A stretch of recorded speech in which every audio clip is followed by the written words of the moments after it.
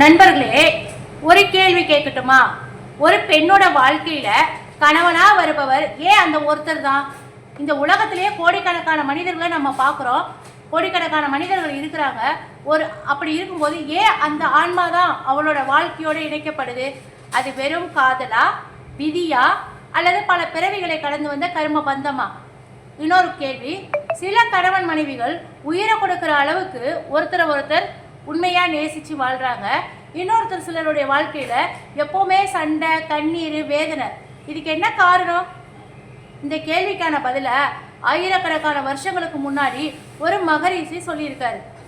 அந்த பதிலை கேட்கும் போது கணவன் மனைவி உறவை பத்தின ஒரு பார்வையே நமக்கு மாறி போயிடுது. ஜனக மன்னருக்கு ஒரு மனக்குழப்பம் இருந்துச்சாம். அதாவது, அன்னைக்கு நைட்டு மிதிலை அரச மாளிகை முழுக்க ரொம்ப அமைதியாக இருந்திருக்கு. அப்போ எல்லாருமே ரொம்ப ஆழமாக தூங்கிட்டு இருக்காங்க. நில ஒளியில் அரண்மனை முற்றம் முழுக்க வெள்ளி போர்வை போத்தியது போல இருந்திருக்கு. அந்த நேரத்தில் மிதிலையினுடைய அரசனாக இருந்த ஜனக மன்னர் தனியாக அமர்ந்து ஒரு தீவிரமான யோசனையில் இருந்திருக்காரு. அவருடைய மனசுக்குள்ள ஒரே ஒரு கேள்வி, அதாவது திரும்ப திரும்ப வந்துக்கிட்டே இருந்துச்சான். என்ன அப்படின்னாக்கா, இன்னைக்கு நிறைய பேர் வாழ்க்கையில் நிறைய தம்பதிங்களை அவர் பார்த்துருக்கிறாரு. சில ஒருத்தருக்காக ஒருத்தர் உயிரே கொடுக்க தயாராக இருக்கிறாங்க. அன்பை பார்த்தாலே மனசு நெகிழும். ஆனால் அதே உலகத்தில் சில தம்பதிகள் ஒரே வீட்டில் இருக்கிறாங்க. ஆனால் அவங்க எதிரிங்க மாதிரியும் அந்நியர்களை போல வாழ்கிறாங்க. பேசினா சண்டை வரும், கோபம் வரும், வாழ்க்கை முழுக்க கண்ணீர்.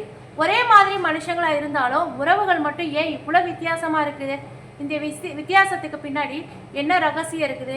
இந்த கேள்விதான் ஜனக மன்னரை நைட்டு ஃபுல்லாக தூங்க விடலை. அஷ்ட வைக்கிற மகரிஷி கிட்ட காலையில இந்த கேள்வியை கேட்கிறாரு. மறுநாள் காலையில அரசவை கூடுது. அஷ்ட வைக்கிற மகரிஷி அரசவைக்கு வர்றாரு. அவரை பார்த்தது ஜனக மன்னர் உடனே எழுந்து பணிவோட வணக்க வைக்கிறாரு. அவரை பாதத்தை தொட்டு வணங்குறாரு. அஷ்ட வைக்கிறவர் அன்போடு அவரை ஆசீர்வாதமும் பண்றாரு. ஜனகருடைய முகத்தை பார்த்த உடனே அவர் மனசுக்குள்ள ஏதோ ஒரு பெரிய குழப்பம் ஓடிட்டு இருக்குது அப்படிங்கிறத அவர் புரிஞ்சுக்கிட்டாரு. அஷ்ட வைக்கிறவர் மெதுவா சிரிச்சுக்கிட்டே, ராஜா, உங்க மனசு இன்னைக்கு ரொம்ப கனமா இருக்குது போல தெரியுது, என்ன யோசனை அப்படின்னு கேட்டார். இல்லை, எனக்கு ஒரு கேள்வி அப்படின்னு சொல்றாரு. ஜனக மன்னர் ரொம்ப பணிவோட, குருதேவா, நேற்று நைட்டு முழுக்க என்னுடைய மனசை போட்டு ஒரு கேள்வி ரொம்ப கலக்கி அரிச்சுக்கிட்டே இருக்குது. இந்த உலகத்துல ஒரு பெண்ணோட வாழ்க்கையில கணவனா வரவங்க ஏன் அந்த ஒரு மனுஷன் மட்டும் அப்படின்னு சொல்லி கேட்குறாரு. அந்த உறவு எப்படி முடிவாகுது? இது வெறும் விதிதானா, இல்லை இதுக்கு பின்னாடி வேற ஏதாவது ரகசியம் இருக்குதா அப்படின்னு கேட்குறாங்க. அந்த கேள்வியை கேட்டதும் அரசவை முழுக்க ரொம்ப அமைதியாக இருந்துச்சு. கர்ம பந்தமும் ஆன்மாவோடைய சந்திப்பு. அஷ்ட வைக்கிறார் கொஞ்ச நேரம், சில செகண்ட்ஸ் கண்ணை மூடிட்டு ரொம்ப அமைதியாக இருக்கிறாரு. பிறகு மெதுவாக கண்ணை திறந்து ராஜாவை பார்த்து ஜனக மன்னரை பார்க்குறாரு. ராஜா, இந்த உலகம் நம்மளுடைய கண்களுக்கு தெரிஞ்ச மாதிரி மட்டுமே கிடையாது. இதுக்கு பின்னாடி நிறைய ரகசியம் இருக்குது. அந்த ரகசியம் என்னன்னா, ஆன்மாவும் காரணம் இல்லாமல் இன்னொரு ஆன்மாவை சந்திக்காது. எந்த ஒரு ஆன்மாவும் ஏதோ ஒரு காரணத்தோட தான் இன்னொரு ஆத்மாவை சந்திக்கும் அப்படின்னு சொல்றாரு. குறிப்பாக கணவன் மனைவி உறவு அப்படிங்கிறது ஒரு பிறவியில மட்டும் உருவானது கிடையாது. அதுக்கு பின்னால் பல பிறவிகளுடைய கர்மங்களோ செயல்களோ சில முடிக்கப்படாத பந்தங்களும் இருக்கும் அப்படின்னு சொல்றாரு. ஜனகர் ரொம்ப ஆச்சரியத்தில், குருதேவா, அப்படின்னா ஒரு பெண்ணோட வாழ்க்கையில் கணவனாக ஒரு ஆண் அவளுக்கு இந்த பிறவியில தான் முதல் முறையாக அறிமுகமாகிறாரா இல்லையா அப்படின்னு கேட்குறாரு. அஷ்ட வைக்கிறர் மெதுவாக தலையசைச்சாரு. இல்லை ராஜா, பல நேரத்தில் அந்த ஆன்மாக்கள் ஏற்கனவே சந்திச்சிருக்கோம். ஒருவேளை அவங்க ரொம்ப நல்லா ஃப்ரெண்ட்ஸாக இருந்திருக்கலாம், சில சமயம் அண்ணன் தங்கையாக பிறந்திருக்கலாம், என் தாய் பிள்ளையாக கூட இருந்திருக்கலாம், இன்னும் சில சமயம் அவங்க எதிரிகளாக கூட இருந்திருக்கலாம். ஆனால் எந்த வடிவத்தில் இருந்தாலும் அவர்களுக்குள்ள ஒரு முடிக்கப்படாத கர்ம பந்தம் இருக்குது. அந்த ஆன்மாக்கள் மறுபடியும் சந்திக்க வேண்டிய சூழ்நிலையை இயற்கை உருவாக்கி கொடுக்குது. முடிக்கப்படாத அன்பு, ஆன்மாவுடைய நினைவுகளும் அங்கே வருது அப்படின்னு சொல்கிறாரு. ஜனகர் கேட்குறாரு, அப்படின்னா நம்ம யாரை சந்திக்கிறோமோ, யாரை வாழ்க்கை துணையாக பெறுறோமோ, அது எல்லாமே ஏற்கனவே முடிவு செய்யப்பட்டிருக்குதா அப்படின்னு கேட்குறாரு. அஷ்ட வைக்கிறர் கர்ம பாதையை உருவாக்கும் ராஜா. ஆனால் அந்த பாதையில் எப்படி நடக்குங்கிறது மனுஷன் தான் முடிவு பண்ணுறான் அப்படின்னு சொல்கிறாரு. இது ஏற்கனவே முடிவு அஷ்ட வைக்கிறர் சொல்கிறாரு, கர்மாங்கிறது பாதையை மட்டும்தான் உருவாக்கி கொடுக்கும். அந்த பாதையில் மனுஷன் எப்படி நடக்கணுங்கிறது அது அவனுடைய சுதந்திரம். நினச்சி பாருங்கள், ரெண்டு ஆன்மாக்கள் ஒரே பிறவியில் ஒருத்தருக்கு ஒருத்தர் பெரிய உதவி பண்ணியிருக்கலாம், இல்லை கைமாறு கருதாமல் அன்பு கொடுத்துருக்கலாம். ஆனால் ஏதோ ஒரு காரணத்துக்காக அந்த உறவு முழுமையடையாமல் முடிஞ்சிருக்கும் போது தான் அந்த அன்பு வீணாக போகக்கூடாது அப்படின்னு கர்மா அந்த ஆன்மாக்களை மறுபடியும் ஒன்றா சேர்க்குது. இந்த பிறவியில் அவங்க கணவன் மனைவியாக சந்திக்கலாம், அல்லது முடிக்கப்படாத அன்பு முழுமையடையாமல் இருக்கலாம். அப்படிங்கிறதுக்காக தான். ஜனகர் வந்து அதனால சில தம்பதிகள் வந்து முதல் நாள் பார்த்த உடனே பல வருஷம் பழகின மாதிரி அவங்களுக்குள்ள ஃபீல் ஆகுதுன்னு சொல்லி ஃபீல் பண்றாங்களா அப்படின்னு கேட்குறாரு. அஷ்டவக்கிரரும் ஆமா ராஜா, அதுக்கான காரணம் வந்து உடல் கிடையாது, ஆன்மாவோட பழக்கம் தான். உடல் வந்து புதுசா இருக்கலாம், ஆனா ஆன்மாவுக்கு அந்த சந்திப்பு வந்து புதுசு கிடையாது. அதனாலதான் சிலர் பார்த்த உடனே மனசு காரணமே இல்லாம ஈர்க்கப்படுது, சிலர் பார்த்த உடனே விளக்க முடியாத வெறுப்பு வருது. இதுக்கெல்லாம் பல பிறவிகளுடைய நினைவுகள் தான் நம்ம மனசுக்குள்ள ரொம்ப ஆழமா பதிஞ்சிருக்கக்கூடிய சுவடுகள் அப்படின்னு சொல்றாரு. துன்பம் தரும் உறவுகளும் கர்ம கணக்கும் எப்படின்னு பார்த்தீங்கன்னா, ஜனகர் வந்து கேட்குறாரு, குருதேவா, சில கணவர்கள் தங்களுடைய மனைவியை உயிரை விட அதிகமாக நேசிக்கிறாங்க, சிலர் மனைவியை தினமும் வேதனைப்படுத்துறாங்க, கொடுமைப்படுத்துறாங்க, அவங்கள அள வைக்கிறாங்க. அப்படிப்பட்ட உறவுகள் வந்து முந்தைய பிறவியினுடைய கர்மத்தால தான் உருவாகி இருக்குதா அப்படின்னு கேட்குறாரு. அஷ்டவக்கிர ஆமா, சில நேரங்கள்ல துன்பம் தரக்கூடிய மனுஷங்க நம்ம வாழ்க்கையில காரணமே இல்லாம வர்றது கிடையாது, அவங்க கர்மத்தினுடைய ஒரு பகுதி தான்.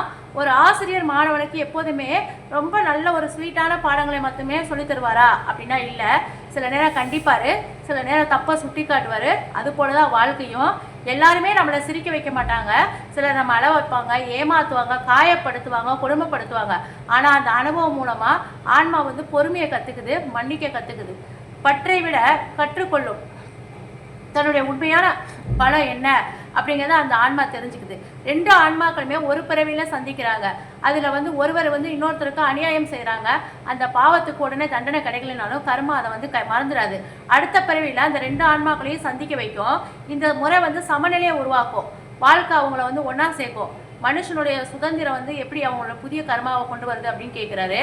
கர்மம் அப்படின்னாலே மனுஷனுடைய சுதந்திரம் எங்க போகுது அப்படின்னு கேட்கிறாரு ஜனகர். வாழ்க்கை ஏற்கனவே எழுதப்பட்டிருக்குது, நாம எதுக்காகவும் முயற்சி செய்ய தேவையில்லை. அஷ்டவக்கிரர் வந்து கர்மா அப்படிங்கிறது ஒரு சூழ்நிலையை நமக்கு உருவாக்கி கொடுக்கும். அந்த சூழ்நிலை எப்படி பதில் கொடுக்கும்னா, கர்மா அதில் முடிவு செய்யாது, அது முடிவு முழுக்க முழுக்க உங்க கையில தான் இருக்குது. உதாரணத்துக்கு ஒருத்தர் உங்களை அவமானப்படுத்துறாங்கன்னு வச்சுக்கோங்களேன், அந்த கடந்த கால கர்மத்தால அந்த சூழ்நிலையா இருக்கலாம். அதுக்கு பதிலாக நீங்க கோபம், வெறுப்பு, பழி வாங்கக்கூடிய எண்ணத்தோட நீங்க நடந்துக்கிட்டீங்கன்னா நீங்களே இன்னொரு கர்மாவை உருவாக்குறதுக்கு வழிவகுத்துக்குறீங்க. அதே சமயம் யோசிச்சு அமைதியா அந்த அனுபவத்திலிருந்து ஒரு லெசனை நீங்க லேர்ன் பண்ணிக்கிட்டு நீங்க முன்னேறி போயிட்டீங்கன்னா பழைய கர்மாவுடைய சங்கிலியை அங்கேயே நீங்க உடைச்சிடுறீங்க. கடந்த காலத்தை மாற்ற முடியாது, ஆனா இந்த நொடியில நீ எடுக்கக்கூடிய ஒவ்வொரு முடிவும் உன்னுடைய எதிர்காலத்தை மாற்றும் அப்படின்னு சொல்றாரு. அப்போ உறவுகள்லாம் வந்து ஆன்மீகத்தை நோக்கி தான் போகுதா அப்படின்னு ஜனகர் கேட்க, இறுதியில ஆன்மா வந்து ஏன் கணவனா வரணும் அப்படின்னு கேட்கிறாரு. இதற்கு பின்னால இந்த இறைவனுடைய உண்மையான நோக்கம் என்ன அப்படிங்கிறதையும் தெரிஞ்சுக்கோங்க. அஷ்டவக்கிர உண்மையிலேயே யாருக்கும் நிரந்தரமான கணவன் கிடையாது, நிரந்தரமான மனைவியும் கிடையாது. உடல் பிறக்குது, அழியுது, ஆனா அந்த ஆன்மாவுக்கு பிறப்பும் இல்லை, இறப்பும் இல்லை. ஆன்மாவுக்கு கணவன், மனைவி, தாய், தந்தை இந்த எந்த விதமான அடையாளமும் நிரந்தரம் கிடையாது. ஒரு நாடக மேடையை எடுத்துக்கிட்டா ஒருத்தர் ஒரு நடிகர் ஒரு கதையில ராஜாவா இருக்காரு, இன்னொரு கதையில பிச்சைக்காரனாவும், இன்னொரு கதையில தந்தையாவும் நடிப்பாரு. அவருடைய கதாபாத்திரம் கேரக்டர்ஸ் மாறுது, ஆனா நடிகர் மாறல. அது மாதிரி தான் ஆன்மாவும். ஒவ்வொரு ஆன்மாவும் தன்னுடைய கர்மத்தை நிறைவேற்ற, தன்னுடைய குறைகளை சரி செய்ய, அன்பை கத்துக்க, தியாகத்தை புரிஞ்சிக்க, இறுதியில கடவுளை நோக்கி டிராவல் பண்றதுக்கு இந்த உறவுகள் உருவாகுது. இப்போதான் எனக்கு புரியுது, ஒரு பெண்ணோட வாழ்க்கையில யார் கணவனா வரணும் அப்படிங்கிறத மனுஷங்க முடிவு பெய்யறதுன்றது கிடையாது.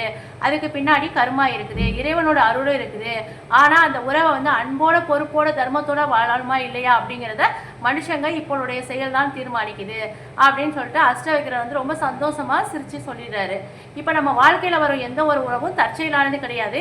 எல்லா உறவுகளுடைய இறுதி நோக்கமும் நமது ஆன்மாவை இன்னும் உயர்ந்த நிலைக்கு கொண்டு போறது தான். உங்களுக்கு இந்த வீடியோ பிடிச்சிருந்தா நம்மளோட வீடியோவை லைக் பண்ணிட்டு ஷேர் பண்ணிடுங்க. நம்ம அடுத்த ஒரு வீடியோல பார்க்கலாம்.